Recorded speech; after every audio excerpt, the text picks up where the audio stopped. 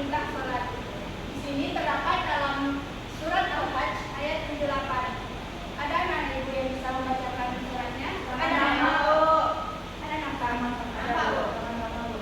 Coba bacakan sama-sama aja ya. Baik Pak, mari kita mulai.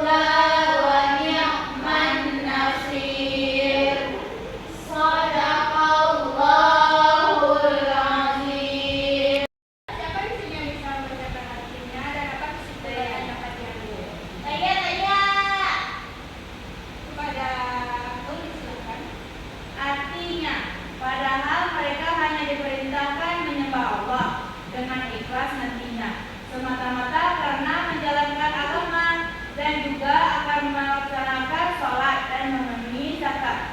Dan demikian itulah agama yang lurus atau benar. Jadi di sini kesimpulannya yaitu mereka ini diperintahkan untuk menyembah kepada Allah dengan ikhlas artinya semata-mata hanya karena menjalankan agama, baik itu sholat maupun zakat dan yang demikian juga dalam agama yang lain. Sampai sini paham anak-anak? Paham. Apa ada judulnya tadi? Quran surat Al-Hajj ayat 78. Nanti kalau ada tulis di akhir ingat ya. Iya Bu.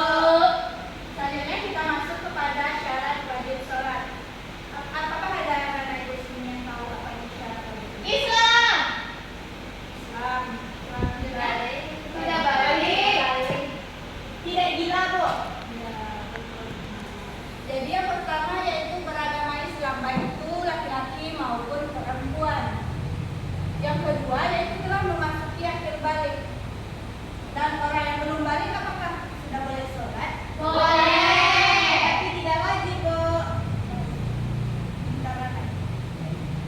Telah memasuki akhir balik, namun bagi anak-anak tetap sah sholatnya selama sudah memayis atau mampu membedakannya. Yang ketiga yaitu tidak hilang akalnya karena gila, pingsan, terkena obat bius atau mengkonsumsi sesuatu yang memabukkan.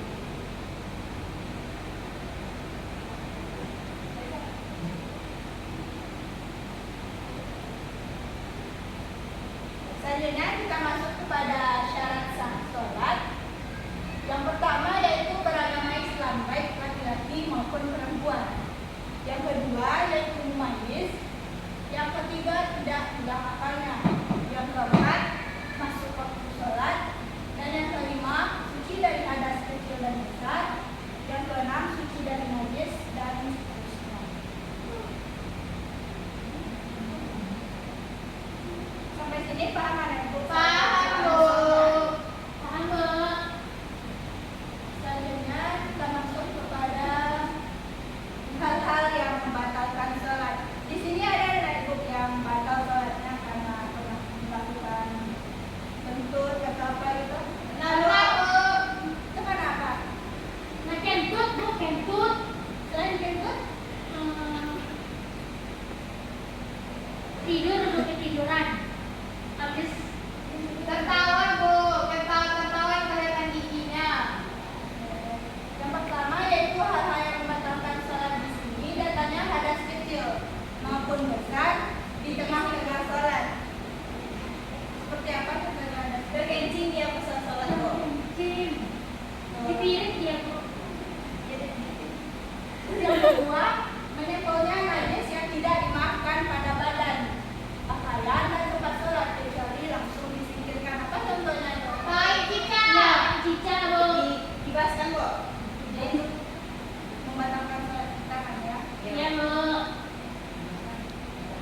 Selanjutnya yaitu mengeluarkan ucapan lebih dari dua huruf dengan sengaja untuk berbicara atau satu huruf, namun bisa dipahami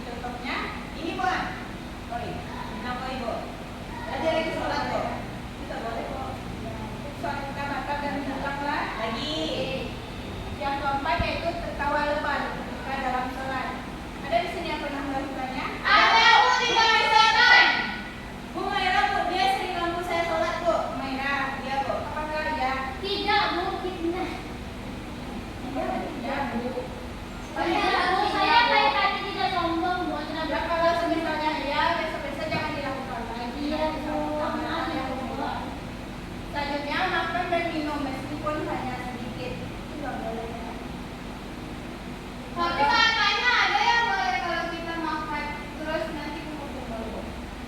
Kayak ketika dia lagi melaksanakan Oh, sholat. kalau ada terselip di mulutnya. Iya, Bu. Itu gimana? Kalau ada terselip di mulutnya dan kita Ya sadarnya pas sholat. nah ya udah sholatnya diulang lagi dulu. Di sana paham anak-anak itu? Selanjutnya kita masuk materi rukun-rukun sholat. Ada anak ibu yang tahu berapa jumlah semuanya rukun sholat? 13. Coba sebutkan Humairah. Yang pertama Niatu. Umairah. Yang pertama itu niat, yang kedua berdiri tegak lurus, yang ketiga tajam ke ihram, yang keempat membaca salat Fatihah, yang kelima rukuk dengan tumanina, yang keenam i'tidal dengan tumanina, yang ketujuh sujud dengan tumanina, 8 duduk 12 sujud, 9 duduk tasyahud awal, 10 membaca tasyahud akhir, 11 membaca salam Nabi, 12 membaca salam, dan 13 takbir. Jadi di sini anak ibu sudah paham ya apa saja yang 12 rukun sholat itu? Ya Bu, aku bilang.